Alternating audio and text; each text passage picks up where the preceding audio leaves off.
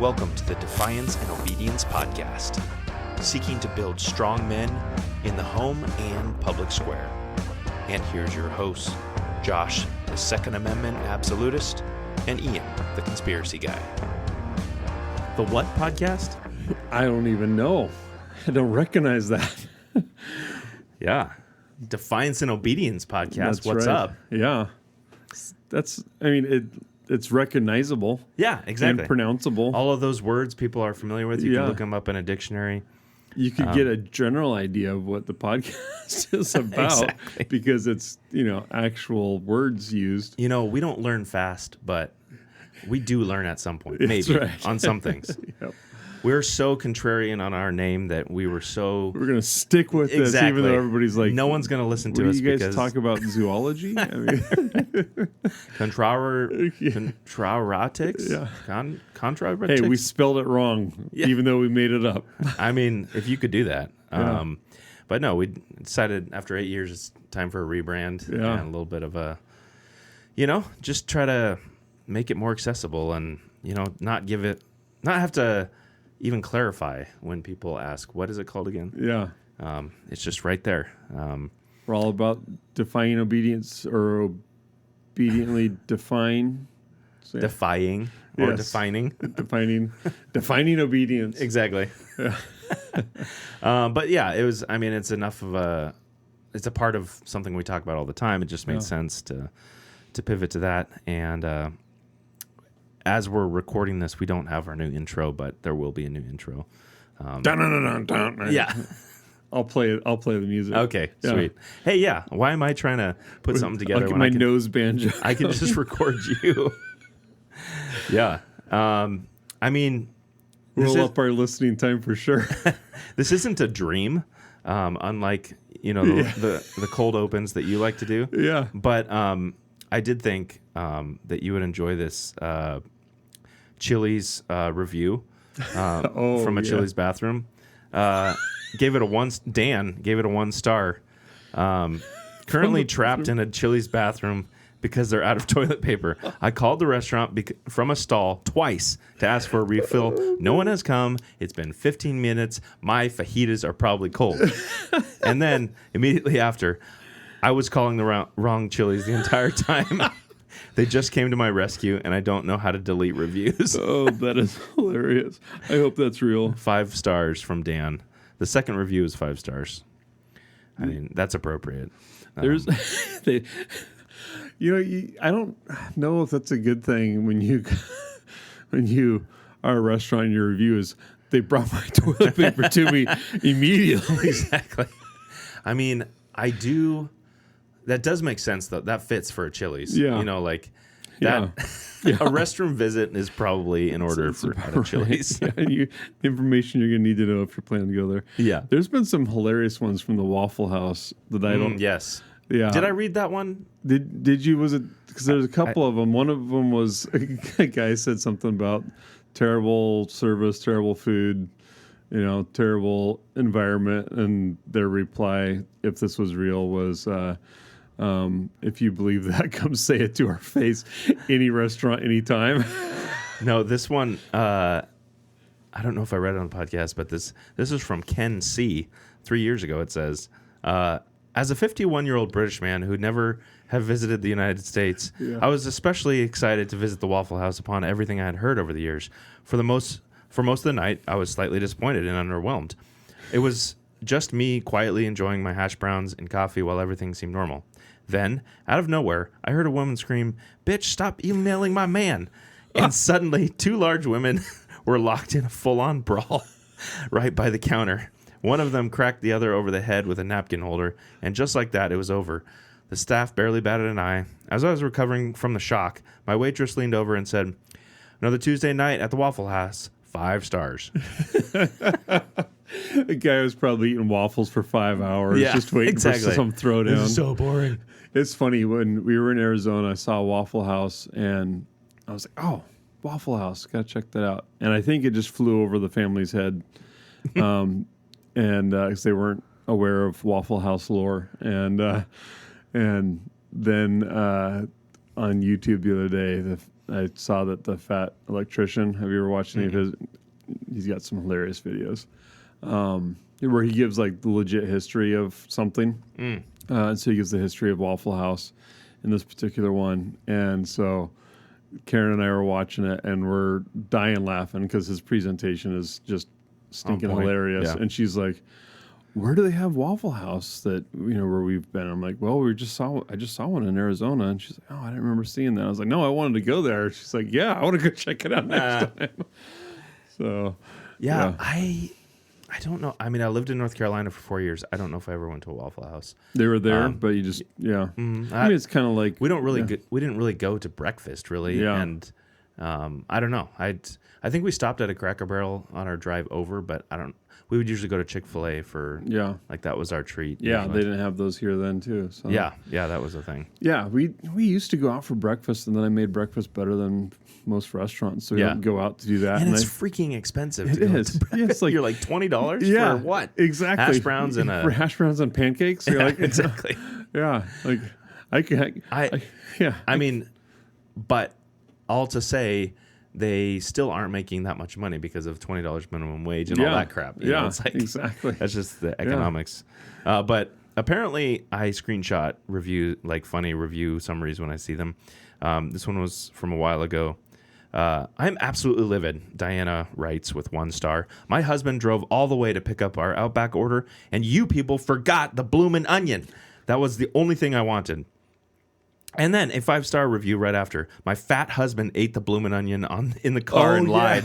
I'm sorry, I don't know how to delete reviews. Oh man, dude, this type of technological ineptitude is similar to what people experienced during 2020 with Zoom calls. Oh yeah, and like taking their pants down and stuff. It's just like, hey, dude, your camera's on. Like, or the lawyer who put a cat filter on, and so he showed up like a cat filter. I don't know how to turn it off.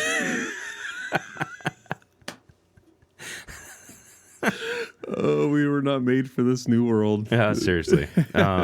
You know what we were made for? Right. A beer. Yeah. These are actually similar ones. This is an Imperial Stout condition on maple syrup, almonds, and what is that? Amburana wood chips. Amburana? I don't know what that is, but no, we'll find out today. I guess we can start with this one. Cool. Yeah, this is from. Is it a collab between Wayward Lane Brewing and Timber Ales? It looks like. Oh man, that is used motor oil about 10,000 miles past. It is dark. Its prime. It's got a nice chocolate head on it.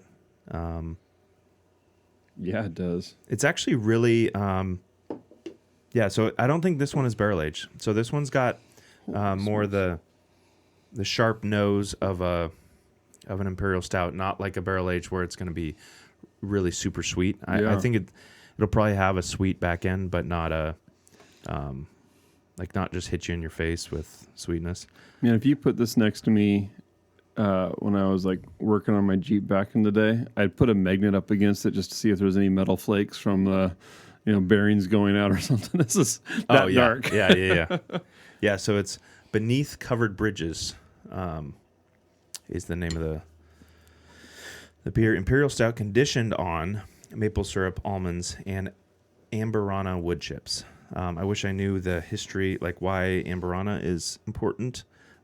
It's brewed and packaged out of North Haven, Connecticut. Distributed by 12%. We've come across that distribution before for other beers. It's probably one that distributes nationally out of the north, because I think it was another one out of the north. Amburana wood. Yeah, it's like it's a spicy Brazilian wood. Huh. Brazilian oak. So this says enhance your whiskey and rum spirits with Brazilian Amburana wood chips. Medium toasted to impart notes of baking spices, maple syrup, and vanilla. Like you can buy oak wood chips. Interesting. So what do you make of it? Yeah, it's definitely maple forward. It definitely does end up, like the sweetness does end up coming around. But at the beginning, like it's cookie kind of a, like what kind of cookie? I don't know, but it just has a. And this one clocks in, was it 12%? So it's distributed by 12%, and it is at 12%. That's interesting. 12%.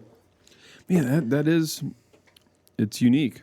I'm picking up the almond in there. Yeah, there you go. Kind of nutty. And it had almonds in it. Is that what it said? Yep. Yeah, okay. Conditioned on maple syrup, almonds, and Amberana wood chips. Yeah, I think that cookie kind of a note is probably from that, because there's what is orgeat? Is that what I'm thinking of? Is that how you? It's spelled Orgeat. I think it's pronounced orgeat, but it's an almond liqueur, and I mean, it says pronounced Orzat. Yeah, maybe. It says pronounced O-R-Z-H-A-T. Orzat. It looks like Orzat. A sweet syrup made from almond sugar, orange flower, water, traditionally flavored with a hint of bitter almond or apricot kernel. Yeah. For a marzipan-like taste. It's like a milky-looking liqueur or something like that. Like shortbready? Is that what I'm thinking of? Like, I think that's coming from the almond. Mm. Yeah, it definitely gives it. I think it's got that sweetness, but it's not that barrel aged, like just syrupy sweetness. It's still got some viscosity to it. It does, yeah. Yeah, it's a good one. I like it. It's found that one at Norm's. Okay. Yeah, but man, have you checked Not the Bee recently? I have not.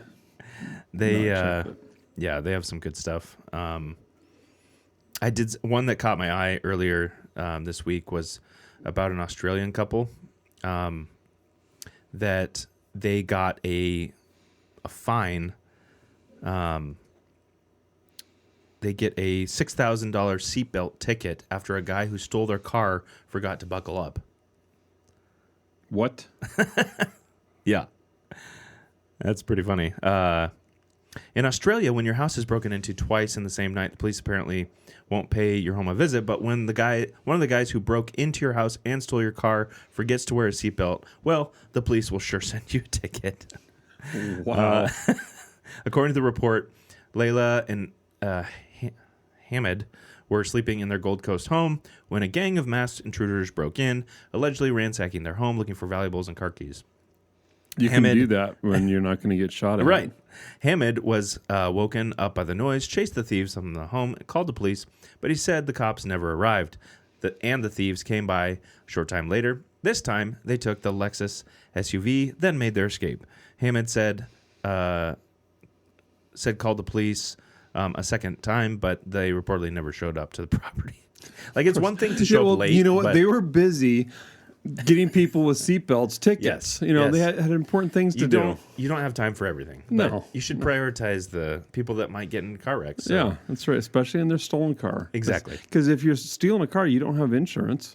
That's why. And so you should wear a seatbelt. That's why you need ammo that doesn't tumble, because you need to make sure they still survive. Yes. Just like thieves need to wear their seatbelts. Yep.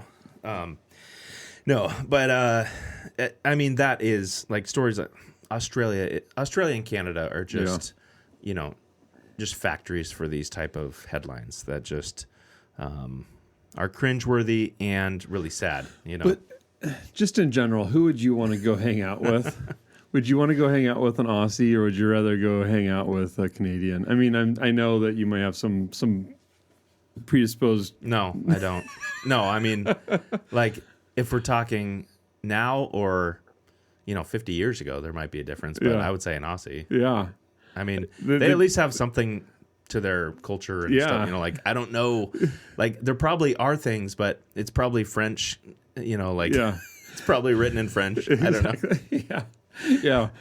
I saw a video, and I don't know. It was just pulled from something, and so I don't know if it was a real talk show or if it was like a TV show. But it was this real, like, Crocodile Dundee kind of accent Aussie guy that was talking about he fell off of a dock and an alligator bit his leg, and his dog was like barking at them, and so he grabbed the dog and started beating the alligator with the dog. What? And so he's like trying to climb out like of the, you know, like there's a ladder on the side of the dock, so he's trying to climb up the ladder. And he's dropped his dog, thinking that maybe the alligator would go for his dog. And then this lady at this bar is like, "Hey, Steve, do you need," or whatever his name was, do you need a hand? And he's like, "Well, yeah, I've got an alligator in my freaking leg." And so then she runs back into the bar, and then this guy comes out, and he's like, "Hey, bloke, do you need a hand?" And he's like, "Yeah, of course, I've got an alligator." And he's like, "And then I looked up and I realized he was my childhood mate from like 5th grade." Wow. And he's like, "Hey, how are you doing?" He's like, "Well, I'm not doing great because I got an alligator in my leg." Sounds like a running joke. Yeah, it was hilarious. And then, you know, he pulls him out, and like he's like his thumb had gotten halfway bitten off, and so he, like, as he's grabbing onto his friend, as his friend's pulling him out, he like bounces his thumb that's hanging by a shred off of his friend's face. And it was like, I want to go hang out with this guy. Sounds like a good time. There's so many interesting animals there too. You know, like the kangaroos that look like they've been bodybuilding. Oh yeah, and then they're just like roided out kangaroos. You're like, what kind of breeding practices are going on? Totally. And there's that like 10-year-old video or so of a guy he's looking for his dog, and the dog is in like the water, like the. It was like in the bush or whatever. Bush, okay. And so he like drives his truck up, and he sees his dog like getting headlocked by one of these kangaroos. Yeah. And so he runs up, and right as he runs up on the kangaroo, which is about 6 foot tall or however tall this guy is, it kind of rears up and lets go of the dog, and it's like, you know, it's got its arms out and it's getting ready to, you know, jump at him or whatever. And he just like looks up and just wham, punches the kangaroo right in the face, and it's like, you know, knocked back, and is like looking at him like, "Dude, why you gotta hurt me?" Yeah. And so they both square at each other for a second. And then they start squaring up. Yeah. And then he's just like turns around and walks away, and the kangaroo like bounces away. And it was just about as Australian as you could possibly get. I saw another one, where the roided up kangaroo was trying to drown his dog, like in the water, like, oh really? At the edge of a lake or something like that. And the guy comes out there swinging. You know, you're just like, "Oh, honey, I gotta go, gotta go fight the kangaroo. Gotta go punch another kangaroo because it's Tuesday." Exactly. Yeah. I mean, man, and of all countries not to have guns. You know, I know. Like, man, you got life-size rats that want to like choke your dogs out. Yeah. But apparently you can just punch them. Might grab your woman too. I mean, like. Kidding. Yeah. Oh man, and kangaroos are fascinating animals. Mm-hmm. I mean, like the way the babies are like born, like they're like a preemie little tiny little thing. And like the mom like licks her fur so that they have a trail to get down to the pouch and all that, or to the pouch, or whichever direction that pouch is. Which way's up? Yeah, I don't know. Oh yeah. Yeah, we actually watched Riot and the Dance in class the other day, and. My favorite one, like I always thought wombats were kind of fun. I did not realize that they had hardened buttocks, like the bones that are like bone plates in their butts. Because they like stick their butt out of their hole, right? Yeah, like, yeah. And in the ground. Not the hole. Yeah, not their hole, but the hole in the ground that they dug. Yeah. Yeah. I mean, wait, it'd have to be your bowl. That's right. And then like a dingo will put its head into the burrow. We'll use that term, then they will push their hardened butts up against the dingo's head to crush it into the burrow, so they can't. Like wombats went like from level like cute and fun to like badass and cute. Yeah, yeah. What I mean, speaking of amazing animals like that. What's the one? What's that? The big. It's not a bass. Is it a bass? Like the fish that lives like in the forests of Oregon and stuff like that. That can be really really old. I think they featured them in one of the. I think it's up here in the Northwest that they can grow to a massive. You said size. forest. I thought it was like in forested areas. Maybe not. Like maybe just in rivers, and they like to hide out in like coves. Is it sturgeons? Is it sturgeons? Maybe. Because those can be super old. How old do they get? I don't know. We should Googleize it before I say 6,000 years old. No, but like, isn't the oldest living thing on land? Isn't that like turtles? Like, I think so. Yeah, because they tortoise? can be like 200. Like, yeah, I seem to remember that there was a turtle that was alive that was also alive at the time of the signing of the Declaration of Independence. Does that seem? That sounds right. I mean, like at some point, I think the oldest one. So this says that sturgeon live to about 100 to 150 years old. So maybe that's what I was thinking of. But because sturgeon can't like, is there a season for harvesting sturgeon? Like, can you fish sturgeon? I imagine that. Yeah, you can fish for them. With them, I think there's like a maximum length that you can take. You can take like small ones. It's something about there's a fish out there that lives old that it's the opposite of what you would think, and it might be that one. But I don't feel like that's right because there's something that lives longer than that. It's a fish. Well, that's pretty catfish? Old. Is there a cat? There was a catfish in Kenmore. That was Kenmore or Kenya? Kenmore. yeah. We're talking like right here. Yeah. Okay. Yeah, wow. I think it was like one of the oldest ones. Okay. Well. Okay. Google AI. Yeah. It said I meant oldest living breathing creature. It pulled up a. And I meant on land, but it pulled up a deep glass sponge. You know, they can be 10,000 to 11,000 years old. Yeah, which is weird since we haven't been around that long. Yeah. So Jonathan, the Seychelles giant tortoise, is estimated to be over 190 years old, born around 1832. That's crazy. Jonathan is he's getting up there. You know, like.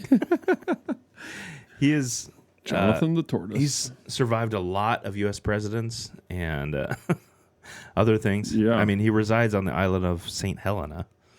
Yeah, this isn't it either. There's a white sturgeon found dead near Kenmore a couple years ago that was estimated to be 80 years old. But that's still... Yeah. I don't know. Yeah, so I think it was the white sturgeon that I was thinking of. So anyway, I mean, they can be in a variety of environments around here, of course. Yeah, I think they really like deep, cold water. So all of our water is cold. True. Yeah, and it's been really cold this week. We were actually wondering if it would get cold this winter because it hasn't been that cold. It did. And our tulips were starting to pop up. You're like, hey, it's not time yet. What are you doing? Stay back. Yeah. Yeah. Got to put an ice cube next to them to remind them it's not time. Right. Yeah. Let them know what's up. 26 degrees the other day. So around here, that's cold. I mean, last year it got colder, but it was also dry. We actually had snow this week. At least, anywhere above sea level, basically. Yeah. I mean, I could only barely get out of my driveway because my tires are bald, and I drive a 2-wheel drive little Nissan. But Kim's like, would it be better taking your truck? And I'm like, it's 2-wheel drive, rear wheel drive. Yeah. I mean, it's got better tires, but I don't really. But on the lighter end of the vehicle. Yeah, and man, defrost in a in a vehicle that not only that age, but that the air system doesn't really work. Yeah. So you're constantly wiping it. Yeah. It is definitely a summertime. Yeah. Or true. if it's in the winter, like a clear day. Yeah. Because if there's any moisture, it's just you're constantly wiping. Yeah, like you're. Yeah. You would, hey, you wipe till there's no brown. That's the rule. it reminds me of a Chris Pratt line from Parks. Yes. Just keep wiping and wiping and wiping. It's like a marker. And then what did he say something about it turning red or something? Yeah. Probably. Yeah. Wow. What made it so funny is he just kept going. Yeah, like, I know, and wiping exactly. and wiping. Oh man. Oh man. Yeah. I mean, you've been there at some point. At some point. Yeah. Europeans listening to this have no idea. 'Cause they're like, we just go out to the water hose. Yeah. I mean, you know what? Bidet sounds cool. Right. Hey, you know what? Refreshing. We always talk about, like, hey, what if our beer was like room temp? Like, Yeah. we'd probably be able to taste more. Well, today, it is room temp, basically. It's been sitting out for a few hours. So, this is from Old Schoolhouse Brewery up north of here. Let's see. Man, that last one, by the way, it just kept getting better as it was warming up and all that. It just was really good. So this is the barrel-aged Melipona Stout. Yeah, I started looking up Melipona because it actually looks like Melatonin. Meliforna, whatever the Latin. Wow, it is dark. Whatever the Latin name is for bee, Meliforma, something like that. So there's a Melipona bee. Okay. Oh, yeah, that's right. Stingless one, right? Yep, stingless bee. So I guess that would be why there's a bee on the front. Yeah, but this could have a sting to it. It's 11%er. Yeah. So Old Schoolhouse. Let's see. Yeah, it's very special batch of Melipona was matured in Basil Hayden barrels for over a year before being conditioned on cinnamon, vanilla, and cold brew coffee. Yep, finished with whole Mexican vanilla pods, Ceylon cinnamon, and Blue Star coffee roast. That has a meaty smell to it, like meaty. Why? Interesting. Yeah, that is interesting. Yeah. That's not as sweet smelling as I would expect. No. From a barrel aged. Yeah, it doesn't smell cinnamony, but it has little hints of that, but it's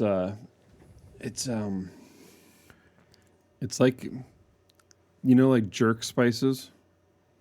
Have you ever What are you calling me? Spicy jerk? Like from jerk chicken or something? Yeah, like that? yeah.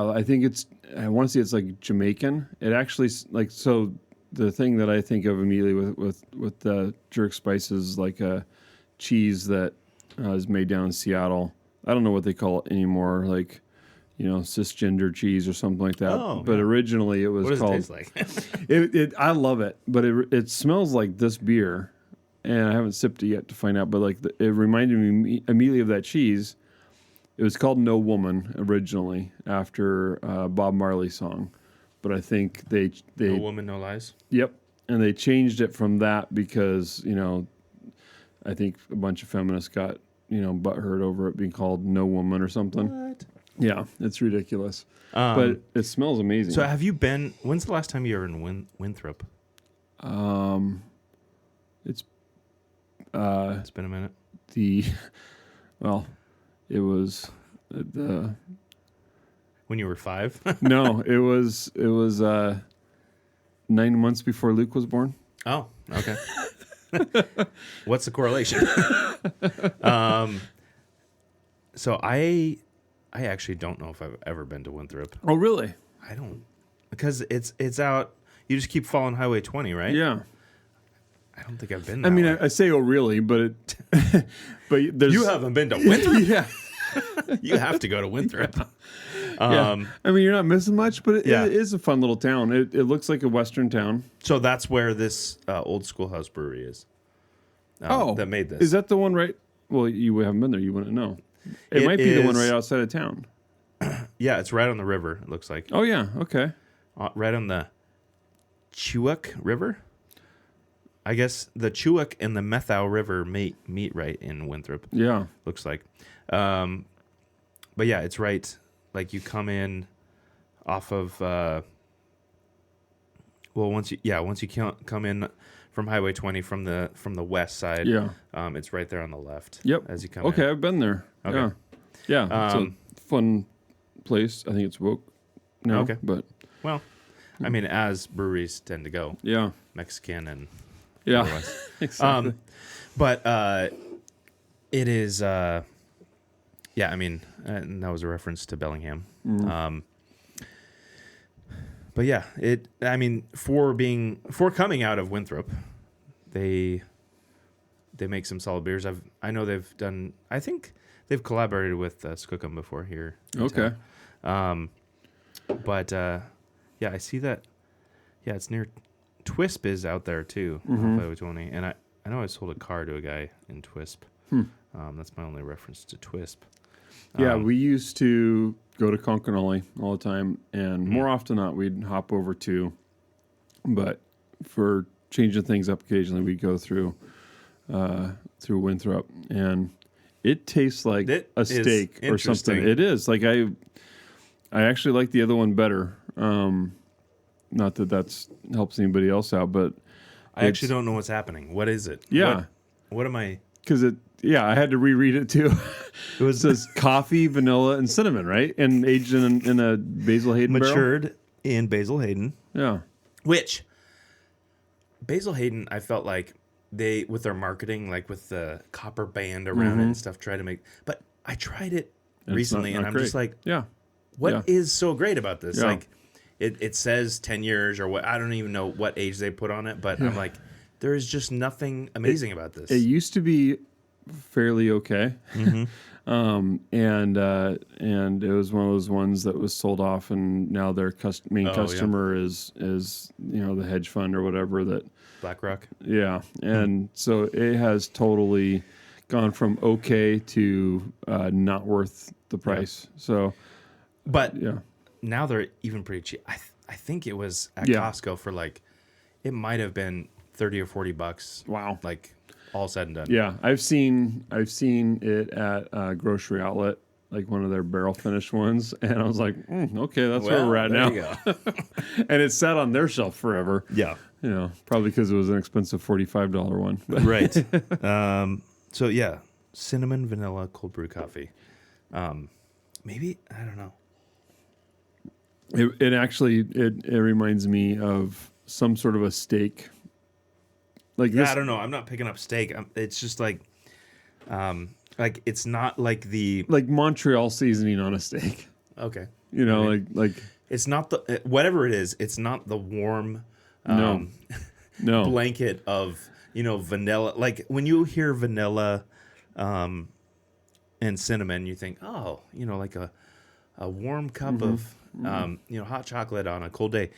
I mean, the cold brew coffee, you'd expect a little bitterness, but all of it seems to mute out its high points, and not in a way that takes the edge off, but just takes the actual flavor off. So it melds into something that is. I keep going back to read it again. I know. It does. It says it was aged for over a year. I would expect it to be sweeter than that for over a year. Yeah. So they must have put. So one of the things maybe a lot of coffee. I don't know, or even cinnamon. If you use powdered cinnamon, it actually congeals and can create some really weird notes to it. If you use cinnamon sticks, it actually creates more of a cinnamon flavor for good or ill. Like you can definitely overdo it. Sure. I wonder I couldn't imagine that they would have made a mistake of using powdered cinnamon. But that can happen. I've done it. That's how I know.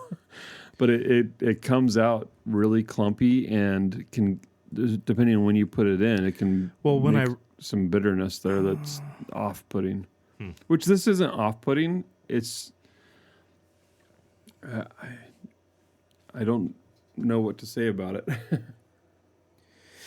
Yeah, so this was another one from our friends down at Norm's.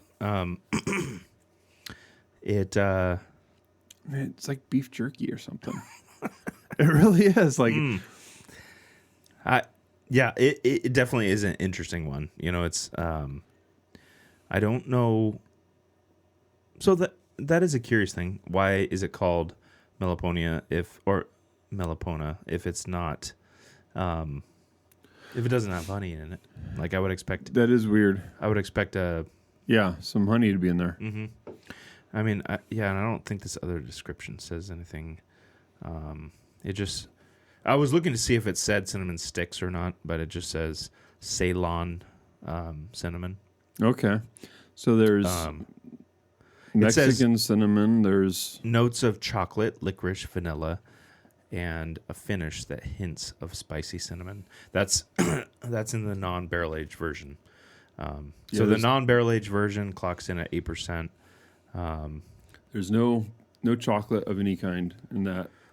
Whether so is that maybe bakers or So it says this one is named after the stingless Melipona bee. The reason that Mexican vanilla thrives in Mexico and did not produce pods when the plant was brought to other environments. So it's a nod to the Mexican component of the vanilla, I guess. Yeah, because it says Mexican vanilla pods. That is a deep pull. You have to really dig for that one. It's not like, I mean, it's like our podcast name. Yeah, exactly. Yeah. We understand. It's okay, old schoolhouse. We get exactly. You. We're catching what you're flinging. Life sounds simple out in Winthrop, and Twist. It is. So it's an interesting town. It burned down probably 25-ish years ago. 20 times. We will rebuild. Yeah, like, no. Do you understand? We're trying to burn this place down. And you live on a river. Yeah. It might have been over 30 years ago. Oh, wow. It burned during one of the big fires, and they rebuilt it. And it has a really nice kind of, like, you could film an Old West movie on there, kind of.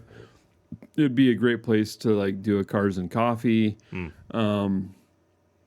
There's a golf course, I think, near there now. There's a really nice like resort that I went to 9 months before Luke was born. Okay. Yes. And what is in Conconully? Nothing. Okay. No. It looks like a lake. Yeah, it is. It's a reservoir. Okay. There's 2 reservoirs there. So Conconully actually is a fantastic place. Like if you want, there's the North Fork Lodge there apparently. Yeah. Oh man, I can tell you a story and about Conconully that. Bible Camp. Those are the things that pop up on. Well, that I've not seen. No. So Conconully was a place that my dad started going a year or 2 before I was born, and it might say now, but last I checked, the population there was like around 260 people. It has a post office that's not much bigger than a recording area. It's probably closer to the size of as of 2020 it was 193 people. Oh, so it's gotten less popular. I mean, a couple grandmas died. Yeah. Sadly. So it's a place where when in particular times of the year where the town dads volunteer to stand guard at the bus stop with a gun to make sure that cougars don't come and steal the children. Oh, yeah. And we're not talking about older women. Yeah, we're talking about the 4-legged kind. What kind of town is this? Yeah. they I've been there mostly in the summertime, but I spent a couple of times over there during the winter, and you will find 60, 70 deer bedded down in everybody's front yard. It's super chill. Its main draw is snowmobiling in the wintertime, cross-country skiing, and a Rocky Mountain Oyster Festival, which I've been to once, and could not stomach partaking especially after seeing Rocky Mountain Oyster. Those are like things that you find in the river. Like, yes. Yeah, Rocky Mountain oysters, they've never seen the sun. Was it one of the Chevy Chase movies, I think, where he was like, I think he thought they were meatballs or something, and he's like, he's so excited because he's setting the record in the diner. They're like, no one has ever eaten this many. he's just plowing them down. He's so excited, and then he's like, and they're like, wow, we've never had anybody eat this many bull nuts before or something. And he's like, what did you say? And then he's just like, I don't know if he yaks him up or what, but it grinding halt too. Oh yeah, it's they look like brain, like yeah. So I've been going there. They're huge. Well, except when you chop them up and bread them. Oh, there you go. That was one of the means of consumption. Another one was chili, and another one was spaghetti. So there used to be I think there's 2 taverns there, and there used to be a restaurant. I think it's closed down, and then there's a gas station that looks like it's been closed down but still managed to operate. I mean, like I said, I've been going there since I was 13. I think sometime in my early 30s, took some friends there, and they had that Rocky Mountain Oyster Festival going on. We had no idea that they did that. Yeah. And because we usually went like a month or 2 later. And so some friends of mine were like, hey, let's do this. Right. I'm like, hey, I'm going to watch. And yeah, they're one of the breaded ones. I remember one of them taking a bite, and it slipped out of the breading and landed on the table. And it was like, no. Right as I was thinking, maybe I'll take part because it would be funny. I saw this piece of gray matter splat on the table, and I was like, I actually can't at this point. I'm already starting to dry heave. My body told me no. Exactly. Yeah. My mind's telling me no, and now my body's telling me no. Yeah, it looks a lot like maybe like liver or something like that. No. I'll have liver any day over that, and I hate liver. I really honestly like there's not an emotional or like a built-in hatred on liver. Yeah. It just doesn't taste good. Right. When like with eating Rocky Mountain oysters, you like as a man, you just generally feel like that's not something you should do, and then when you see it, you're like, I agree with that feeling. Like I shouldn't do that, but like did you see the? I still to this day I don't know if it's real or not. But did you see well, yes, because you sent it to me. That well, yeah. If I sent it to you, it's totally of the guy getting the downhill ski. Oh yeah. Thing right to the Rocky Mountain oysters. Yeah, exactly. Right to the Rocky Mountain oysters. He goes.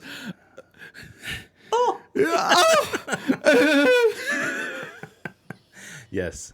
Yeah, and the announcer was like, "Oh, the Frenchman gets hit in the big gets Monsieur."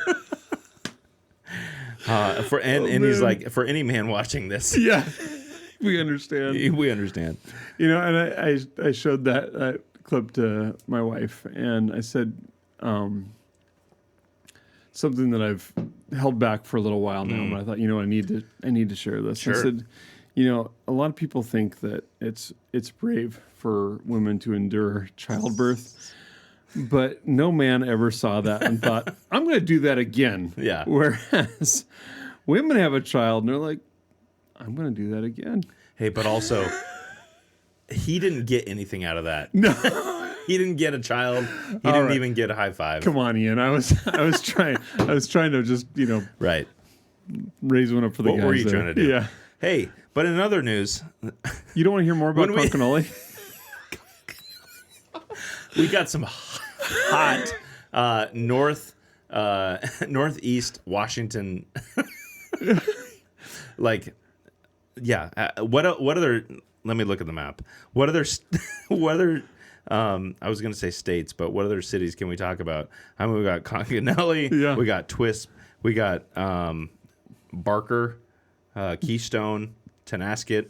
Oh, England, Tenasket. Yeah. Wakanda. We got a Wakanda. Yeah, we do. Okay, old Wakanda. Yeah.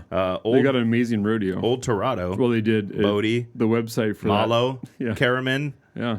Curlew Lake. Oh, Curlew's fun. Torboy. Yeah.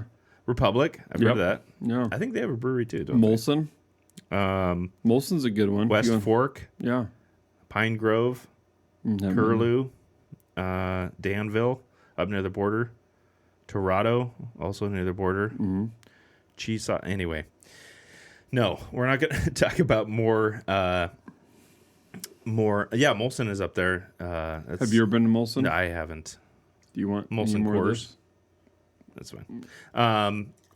That's up near Molson's near Sidley Lake. It's right. It's like maybe 10 minutes from the border. Yeah, it's very close. And they actually, I mean, like, it's a fun place to go. I've Yeah, been there. guys, I was joking, but It's we pretty do cool. apparently have more. Yeah, to we say do. on- This summer, go to Yeah. Molson. You will find nobody there. How much did they pay you to say this? They don't have enough money. Right.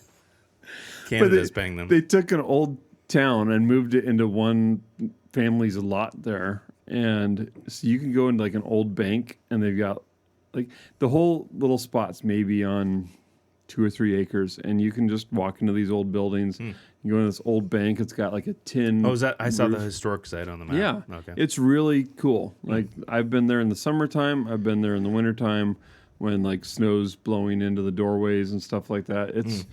It is a ton of fun. So that's where I go to hang out. That's my little getaway place, Conconully. They've got a lot of mines up there. They've got a place called the China Wall. If you, we had Dean Pakinas on recently, and if you go to their corn maze, they actually have the China Wall on their corn maze map. Oh. And I was shocked to see that because nobody knows about it. In fact, if you're ever having a conversation with somebody and they're telling you about a place in Eastern Washington that nobody knows about, you can just say, "Oh, you've been to Conconully too." I cannot actually tell you how many times I've had that conversation. Oh, interesting. Where I talk with somebody. I remember having a customer. They said, "Yeah, go into my house, do your work. I'm going to be gone." They actually came back while I was there, and they're talking about where they were at and in Eastern Washington. And I asked specifically where. They said, "Oh, you want to hear about it?" I said, "Was it Conconully?" And they're like, "Yeah, actually." That's funny. Yeah. Yeah. So when you said the town of Molson, I was like, wait, isn't it Molson Coors? Like, that's the name of the brewery. And apparently, like, the original Molson brewery in Canada went back to 1786. Really? Yeah. I didn't know Canada went. Right. Yeah. Wow. And Coors, Adolf Coors Company, Yeah. We Went don't back- use that very often. was almost 100 years later. It was 1873.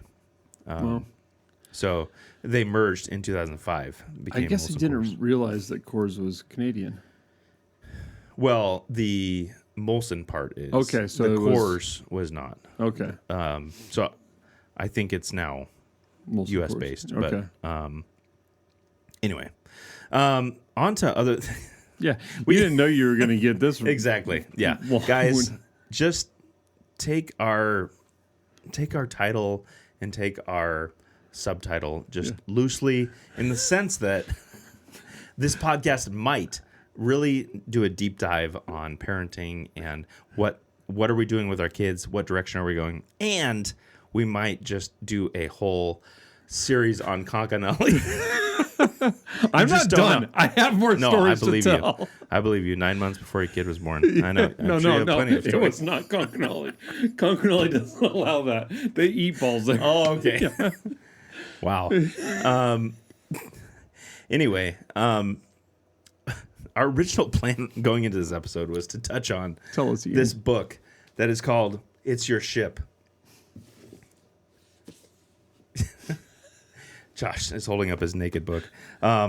Management techniques from the best damn ship in the Navy, which, I just lost my place by flipping it open. But it was given to us at our teachers' holiday party this year, right? That's Yes. when we got it. Yep. And it's a great we read. call it a Christmas party because, we believe in Jesus, Ian. So our Xmas party. Yes. And I haven't read the whole thing through, but there's already, just in the beginning part, there's some great stuff. Yeah. Basically, the idea is this guy went into the Navy, he didn't have a lot of experience, worked his way up by looking, by watching the leaders above him and seeing how they operated, taking on a lot of those characteristics, learning those qualities himself before he was told to learn those qualities. And then he learned a lot from, the good things they did, and also he saw some serious blind spots that he tried to correct in himself. So that's the kind of the interesting thing through this is he didn't come at this from a, hey, I've done so well at everything else in life that I'm now going to write a book on it. Yeah, it was more like he saw mistakes that were made and then tried to make less of those mistakes in the leadership of the Benfold is the name of this missile destroyer. Yes. Something like that. He took command of Benfold. And he had various other roles on other ships before he got there, obviously. But one of the quotes is, the most important thing a captain can do is see the ship through the eyes of the crew. And I think he learned that by being lower on the totem pole and seeing what the crew sees and empowering them. So once you see what they see, then allowing them to make decisions based on what they see. Yeah. To a degree. It's like within your family where, like, hey, son, if you see that this is out of place, I want you to just deal with it. Yeah. Now, if it involves moving the car across a busy highway and you don't have your license yet, then maybe consult me first. I mean, yes. And if we haven't navigated a roundabout before, definitely don't do that. But the responsibility is still on us. Yep. So if it falls under these categories, if there's a potential loss of life involved or a huge expense, then sure, come to me. But feel free to make decisions on these lower levels where you see fit, and not crushing them when they make a decision that maybe you wouldn't. Taking responsibility in the end for that. Yeah. And what's really cool is he gives some very clear examples through the book on where somebody else made a mistake and he guides them through that. Or where he makes a mistake and takes responsibility for it. So I like that it's not just this like, here's my ideas and they worked out. It's actually like, hey, this is where things didn't always go as planned, and he gives you example of those different things. Well, yeah, because he gives the example of a guy who had managed or commanded the Benfold before him, and he says. The more he kept sweating the details, the less his people took ownership. And they actually, this guy was an engineer, and they actually failed on a lot of the engineering elements when they were tested. And so he was trying to micromanage everything and, looking over everybody's shoulder, and they actually felt less empowered to do anything about it. Yep. The more he micromanaged, the more he drilled down on those details. Oh, yeah. Rather than empowering them to do something about it. Yeah, it's amazing how, I've worked under a heavily micromanaged management system to where it just paralyzed everything. And, it was a routing kind of business. You had to run a route, and they wanted. I remember at one point they wanted to make sure that we were spending the right amount of time at each stop, and so in one particular route, my average time on stop was like 90 seconds, maybe closer to 2 minutes, and they'd have you log in and log out each time you do this, and the logging in and logging out processes added about 30 seconds to 40 seconds to each stop. And when you had 60 stops, suddenly you couldn't finish your route. Right. And it was like, but then they were very adamant that you could not go in and log in and out of those later on while you're doing. Oh, you had to do it while you were doing it. You couldn't like, okay, I went to all these stops, log them in and out at the end of the day or something like that, or even halfway through. And so it became this heavy thing where they were so slow at moving as well and at changing something that they were now angry at us for not finishing routes that were already on that edge. Right. So they and then it became our problem. And I was like, well, no, we were finishing, even though it wasn't ideal in your mind. Yeah. Those of you that have never run these routes before. But now we can't actually finish them. So, they were really micromanaging every little minute of our day. And he's realizing that, maybe listening to the people that are doing the job, figuring out, hey, I think he actually asked, is there a better way to do what you do? So. Yeah. And, he talks about how, like, their reward for saving the Navy money was getting their budget slashed. Hey, you only need $2 million to do what we thought it took 3.8 to do. Yeah. Well, next year's budget is 2. Yeah. And he said he cut another 10% off the next year. Yeah. And oh, good. Well, that means your budget is this next year. It's 10% like less than that. Yeah. Then you might go over at some point because law of averages. And then they want to smack you for it. Right, Yeah. right. Yeah. But he does say, like, for the ship's principles, it was whenever the consequence of a decision had the potential to kill or injure someone, waste taxpayers' money, or damage a ship, I had to be consulted. Which I do think it's helpful, like even with your kids or organization or whatever, to draw a line at some point. Like, hey, I want to give you, some sort of lateral authority to make decisions, ability to where you don't feel like just hamstrung. Yeah. But when it comes to these matters, come consult. Just ask me. It'll be, it might even be a quick decision, but then it's on me. No, I told him to do this, and it's actually taking the weight off that person. Where if you're just like, no, do whatever you want, and then it's like something goes wrong, and it's like, well, why did you make that decision? You know? And of course, there's always going to be some gray area in there. Because what I was thinking, like, waste taxpayers' money. I'm like, so if you make I don't know, if you make too much porridge in the hall, like that might waste taxpayers' money. But I don't think they need, it's like how much money. Yeah, exactly. Because there was times where he actually was extravagant in his use of taxpayer money. But the payoff was a crew that had high morale, that functioned higher. And so, they bought the best foods for their staff. They sent their cooks, like he talks about the amount of money that they spent on sending their cooks to get trained at schools that would allow them to make the best foods. So that some would look at that as a high taxpayer expense. But we're saving over here, and we're spending over here to get a better morale, to get a better product, to get absolutely, yeah. There was one where he kind of defied the rules a little bit, and when they were stocking up at one of the ports, he asked them for so many cases of beer, and they're like, I think they're putting it off, if I remember right. Have you gotten to this point yet?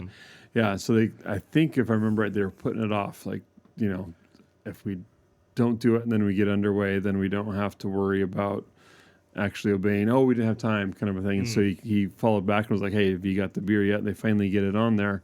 And he had no plans for it. He just knew that there might be a time to use it.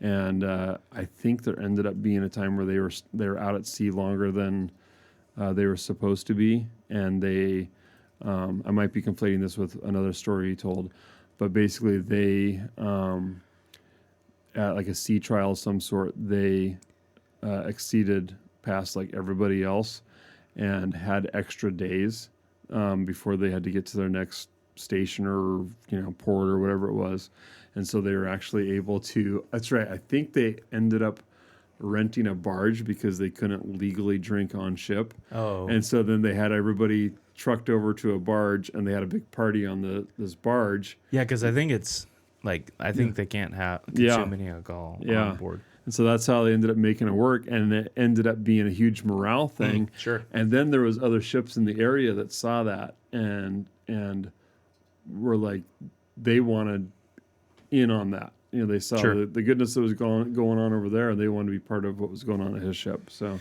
yeah. So, I mean, maybe a way to apply it to a household is, like, what can you do to boost morale in your own household? Are you doing the same things and maybe getting mediocre results where, you're like, hey, I thought I was empowering my people to do this, but they don't seem to be getting on board. Yeah. How can I switch things up to, like, maybe the goal is you're trying to get all your kids to sit through like reading a book or a devotional or something in the evening, and you're like, why won't they just sit here still and listen to this thing? What if you break out like a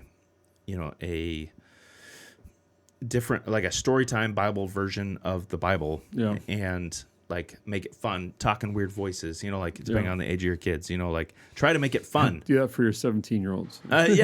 But like make it engaging, make it like less theological than you thought you wanted it to be, and make them actually care about the thing. Whatever the thing, maybe you want them to really care about stacking wood or something, and they're not loving it. It's like, well, some things are just, you have to do it, regardless of whether or not you love it. But also, how can I help them love what I'm trying to get them to love, not just do the thing? Yeah. And, we talked about it before we hit the big old red record button, but, adjusting the standard. And, sometimes our high ideal, our high standard, if we came below that a little bit, doesn't mean we're actually sinning. I think that's, it's hard for me to remember that, like, whatever standard or ideal I have in my mind is not actually even perfection. Mm-hmm. It's just my idea of something better. And sometimes being a little bit less than that is going to be the thing that sets the hook to make the rest of it more exciting. Yeah. Yeah, so I mean, there's lots more we could dive into at a later date. Yeah, if you want to talk about Conconully more, man, exactly. I could give you for sure. Oh, okay. Or It's Your Ship by Michael Abrashoff. Yeah, it's a good book. I think he does a great job of reducing high level ideas to very accessible and very applicable. At the end of the day, I mean, there's lots of crossover with Extreme Ownership and those books by Jocko, where it's like all about taking ownership of your thing, and letting other people take ownership. Like you want to see your son and daughter like picking up things around the house because they see that it's their house and they want ownership. They want in. You don't want to be always telling them what to do. Yeah. The idea is to replace you in a sense, where you're not always the commander. Yep. In the sense that you're always telling people what to do. You have the responsibility, but they feel the ownership of the house and like wanting to make it great. And hey, when people are coming over, everyone's just pitching in, cleaning up because, hey, we want to make it great for our guests, like not having to just bark orders and marching orders to everybody. Yeah, you want them to see the thing and take care of it. Exactly. It was really cool. So I came a little bit late today, brought Karen in with me, took her over to Les Schwab, where we spent money that we didn't want to, and getting tires because, apparently when they get old enough, they start pulling all different directions. And so I told her to, like, let me know if that fixed it. And so she gets home and she's like, yeah, it fixed it. Also, the kids cleaned up the house, did a load of laundry, something else, and Ethan made breakfast for the kids. And it was like, whoa, this is fantastic. Like, Right, yeah. any one of those things would have been awesome. Sure. Plus, yeah. You know, I mean, he makes breakfast, you know, off and on for everybody, but like to combine all that into one, you know, big knockout punch, Yeah, was pretty cool. And it's like, all right, well, hey, you know, little ray of sunlight. Maybe those tires were worth it. You know? Yeah, exactly. Yeah, it's nice when you see you know, all your kids working together on doing those things that you feel like you've been teaching, and Sure. you know, it happens. And you're not sure if it's getting through. Yeah. And then you see those little glimpses. You're like, okay. Yeah, I guess we're moving up and to the right a little bit. Yep. Yeah, it's good. Well, good. Hopefully, through discussions of Melipona bees and sturgeon and some Conconully kind of Amberana wood. and management techniques from the best damn ship in the Navy. Yeah. Hopefully, you found a few ways to weld defiance and obedience into one inseparable whole. I think we're all called to it. There are going to be things that you have to fight against, that you have to push, be defiant towards, and then we are all called to submit and obey under Christ. And so find how to do that well, how to lead your wife and your family well, because we're still striving for that. Yeah. We fall short, and we're not... the goal is perfection at some point, but in the meantime, look for progress and growth in yourself, in your people, and praise that. Like, chalk any progress in yourself up to God's grace and His faithfulness, and just keep going, because it's about the race, not about the sprint. So keep going and be faithful. Repent when you mess up, and pray for God's grace. Yeah, we'll need it. Yep. Thanks for joining us for another episode of the Defiance and Obedience podcast. Come back next time for another dose of constructive contrarianism, curious musings, and fatherhood direction.